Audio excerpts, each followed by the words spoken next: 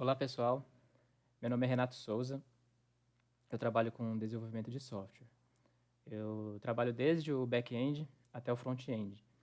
E estou fazendo esse vídeo para compartilhar experiências e aprendizados relacionados à exibição eficiente de dados.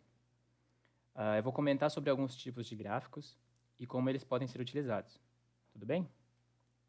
Bom, primeiro, para escolher o gráfico adequado, você deve se perguntar qual é a conclusão que o usuário ou o leitor deste gráfico, deve chegar.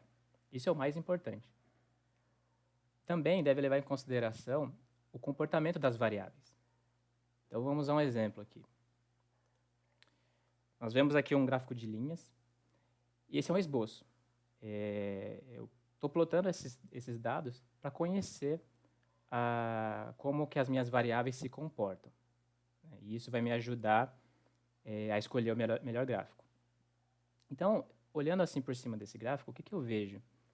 São 3 séries, de alguma unidade qualquer, de alguma grandeza qualquer, que são exibidas ali seus valores totais, médias, não sei, diariamente. Parece meio confuso, mas como é só um experimento, vamos tentar entender quais são os problemas desse gráfico. Primeiro, com relação aos dados em si. Os dados se sobrepõem, então fica meio confuso de visualizar. E eu não sei se pela escolha das cores que eu selecionei aqui, piora isso, não tem um contraste entre as diferentes séries. Então é um ponto a levar em consideração, essas cores que a gente vai comentar depois. Bom, além disso, falta ali, tem o título aqui, é um exemplo, linhas, porque é o tipo do gráfico, mas tem que tomar cuidado com o título para falar o que tem naquele gráfico. É a porta de entrada, é o que o leitor vai fazer primeiro, ele vai olhar o título do gráfico. Depois, falta ali um título para os eixos, tanto vertical como horizontal, até para descrever quais são as unidades ali envolvidas naquela grandeza. Falamos das cores, que pode ser um pouco confuso. E, juntando tudo isso, eu posso começar a me perguntar o que eu quero que o meu leitor conclua ao olhar esse gráfico. Tá? Esse é só um exemplo, é um pouquinho confuso mesmo. A dica é usar gráficos de linhas, geralmente para ver tendências. Então, por exemplo, ao invés de olhar esse gráfico como os valores diários de uma grandeza qualquer, eu poderia usar ele para ver o valor acumulado, dia a dia, por exemplo, para ver se vai atingir ou não a meta. Então, esse acho que é o principal uso ali das variáveis, dos gráficos de linha. Mas tem casos, isso aqui não é uma regra, só a dica, tem casos que você vai ter que plotar os gráficos, as linhas sobrepostas, e aí você vai ter que tomar cuidado com as cores. Bom, como que o leitor vai olhar esse gráfico? Se a gente pudesse seguir o olho do leitor, o que ele faria? Olharia o título do gráfico, o título dos eixos, um dia específico, então o dia 3, por exemplo, depois ele subiria o olho para ver qual é a série que ele quer. Então, por exemplo, dia 3, eu quero ver a série 2, E aí depois eu olho para a esquerda para ver o valor daquela série 2 no dia 3. E eu fico fazendo isso continuamente. Seria muito mais fácil se eu olhasse para o ponto que eu quero chegar e já visse tudo. Então vamos ver como é que a gente pode resolver esse problema. Aqui nós estamos usando o gráfico de linhas para exibir uma tendência. Então, são valores acumulados. Então, você vê que o tipo de dado é diferente daquele meu exemplo. Então, aqui é um outro tipo de informação. Então, quando eu ploto ela num gráfico de linhas, eu vejo que, olha, legal, isso tende a crescer, então é legal usar um gráfico de linhas. Quais modificações eu fiz aqui? Primeiro, aquela pergunta, qual que é o objetivo, qual que é a conclusão que eu quero que o leitor desse gráfico chegue? Eu quero que ele saiba se a meta vai ser atingida ou não. Então, não é tão relevante ele ver os valores diariamente. Ele quer saber o que está hoje e se vai chegar ou não na meta até o final. Então, a primeira modificação que a gente faz é ali no eixo horizontal. eu não preciso mostrar todos os dias na escala, então o gráfico fica um pouquinho mais limpo, né? Outra modificação, eu tirei as grades, a linha de grade horizontal, porque eu quero mostrar o final do resultado, onde ele está hoje. E acrescentei um label, um rótulo, à última informação, né, do gráfico aqui, que é a situação hoje. Então, ele não precisa olhar a série e virar o olhar, a cabeça, para ver o valor naquele dia, que é o que ele quer, é hoje. Então, aqui ele já bate o olho e já sabe qual série que é e qual valor que é. Ou seja, eu já eliminei a legenda e deixei o gráfico um pouco mais limpo. E a meta também. Ou seja, é como se eu tivesse tirado a legenda e colocado a legenda na própria série. E isso é possível nesse tipo de gráfico, porque ele mostra uma tendência e a conclusão que eu quero que o leitor chegue é qual é o valor que está hoje e se atingiu ou não a meta. Eu poderia usar esse mesmo tipo de gráfico para fazer uma projeção. Então, eu poderia, ao invés de mostrar no eixo X os dias até hoje, eu mostraria até o final do mês, por exemplo, e aí eu continuaria com uma linha tracejada, uma linha reta, uma regressão linear, para mostrar se vai atingir a meta ou não. Tudo bem? Então, essas são dicas. O gráfico fica mais limpo. Uma dica a acrescentar aqui é que isso é para gráficos estáticos, né, quando vão em relatórios, PDFs e tal. Se você tiver com uma ferramenta dinâmica, um portal web ou coisa do tipo, você pode eliminar quase tudo do gráfico. Porque se o usuário quiser ver alguma coisa, ele vai com o mouse naquele ponto que ele quer ver. Então, você deixa o gráfico muito mais limpo. Não vou falar desse tipo de gráfico hoje aqui. Vamos para o gráfico de barras. Então, não vou ficar me repetindo ali nas dicas, né? Aqui vocês já veem que ele já está sendo feito de uma forma mais limpa. O principal uso desse tipo de gráfico é para comparação. Então, você escolhe uma base como uma categoria no eixo horizontal, né? E você compara coisas. Nesse específico aqui, eu quero também que o leitor chegue à conclusão de, olha, teve um dia que foi ruim.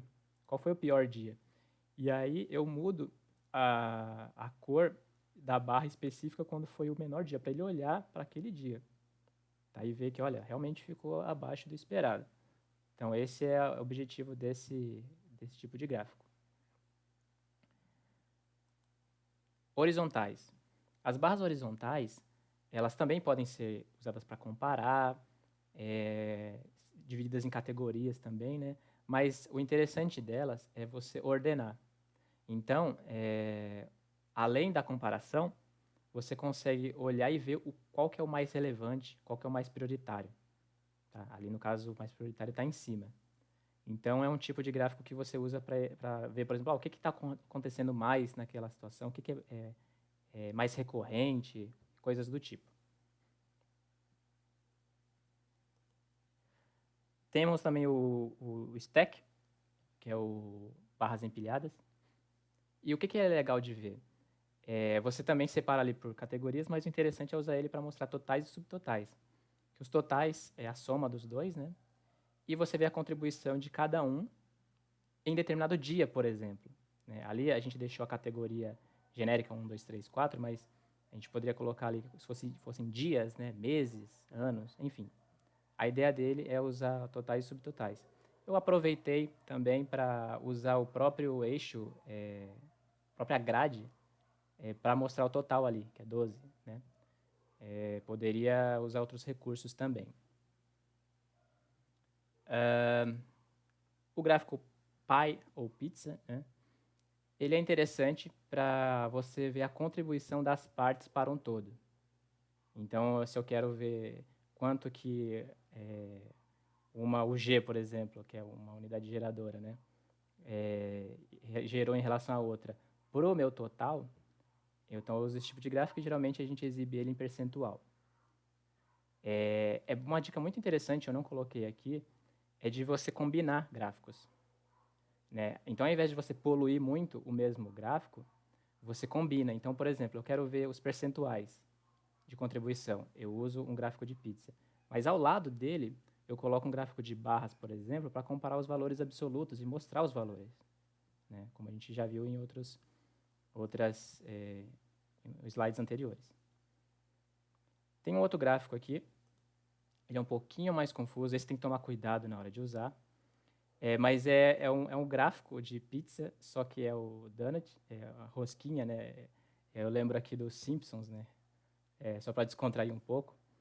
Mas ele tem que ser usado um pouco com cuidado, porque a ideia é não bagunçar muito a visualização, né? Mas ele também serve para comparar a contribuição das partes como um todo, e você também pode misturar, que é o caso que eu estou fazendo aqui, totais com subtotais. Então, por exemplo, eu tenho 4 Gs ali, unidades geradoras de energia, eu tenho os percentuais dela, só que duas delas, a UG1 e o G2, ficam numa unidade, numa usina hidrelétrica, e a UG3 e a UG4 em uma outra usina hidrelétrica. Então, eu vejo a contribuição de cada uma para o total e qual é a contribuição da minha, de cada usina para o total também, porque é a soma das outras duas, né? Então, esse tipo de gráfico tem que ser usado um pouco com cuidado, porque ele pode ser expandido, né? Então, mas acho que até 2, 3 níveis fique legal. Bom, outras dicas. Como eu disse, o foco no que você quer que o leitor tenha como conclusão. Então, você pode suprimir legendas, suprimir eixos, sempre para responder aquela pergunta. Eu quero saber o valor atual, eu quero saber o valor diário, e de acordo com essa pergunta, você suprime coisas do gráfico ou escolhe qual que é o tipo de gráfico adequado para aquela informação. Tá? As cores, também é outra dica. Eu usei um tema aqui, parecido com esse primeiro, né? E aí as cores vão depender, né, do que você quer mostrar. Se você quer demonstrar contrastes, né, por exemplo, gerou muito, gerou pouco, você pode usar uma escala como essas inferiores aqui, onde eu posso usar, por exemplo, o amarelo para falar, olha, está muito bom, e o azul, uma cor mais escura, para, olha, está muito ruim, né? Quando eu tenho categorias semelhantes, eu posso usar essa outra escala aqui, onde eu só mudo um pouco a tonalidade. Então, visualmente fica mais agradável. Bom, é isso. Se tiver dúvidas, deixa aí nos comentários. Tem meu e-mail aqui, profissional para contato. E esse material, como eu disse, foi experiências e aprendizados, né? Então, tem aqui algumas referências. As experiências foi no desenvolvimento de uma plataforma para gerenciamento de ativos de parques eólicos, né? Que é o DataVentus, no qual eu trabalho. E a parte de aprendizado, informações que eu fui buscar fora também. Tem um livro muito bom, que é esse Storytelling with Data. Tem a volume 1, volume 2, né? Esse é o primeiro. Muito bom. Serve como dicas aí, tem algumas dicas. Eu dei uma compilada aqui em algumas coisas, mas tem muito mais lá.